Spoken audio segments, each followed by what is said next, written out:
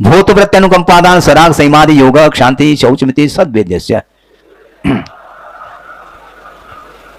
हाँ, भूत का अर्थ कोई भूत राक्षस नहीं लेना। भूत का अर्थ प्राणी मात्र के प्रति अनुकंपा का भाव रखना, दया का भाव रखना, और व्रतियों के प्रति दान का भाव रखना, और सराग संयम आदि आदि, और क्षांत्यता क्षमा भाव रखना, और शुचिता निर्मल भाव रखना। लोभ के अभाव में जो शौच परिणाम हो जाता है, यानी शुचिता का भाव आ जाता है, निर्मलता का भाव, वह सारा सारा भाव साता वेदनी के आश्रम के लिए कारण है। सराग संयम को भी साता वेदनी के आश्रम के लिए कारण है। केवले श्रुत संग धर्म देवा वर्णवादो दर्शन मोहस्य। क्यों योग कह तो देना, सराग संयमादि योग आदि में बहुत सारे आते हैं, एटसेट्रा है वो। इनका योग अर्थात उसमें मन को लगाना, यह योग का अर्थ है।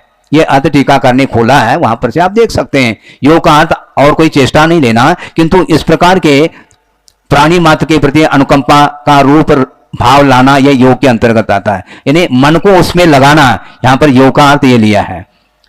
प्राणी मात्र के प्रति, हाँ ठीक है ना।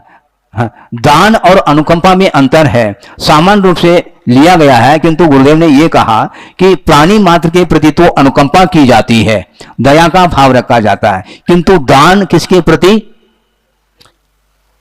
जो व्रती हैं उनके प्रति दान का भाव, व्रती के प्रति अनुकंपा का भाव नहीं है। नहीं तो पात्र आया है, उनके प्रति आप अनुकंपा करने लग जाओगे तो दिक्कत हो जाएगी। अनुकंपा का अर्थ दया का भाव होता है।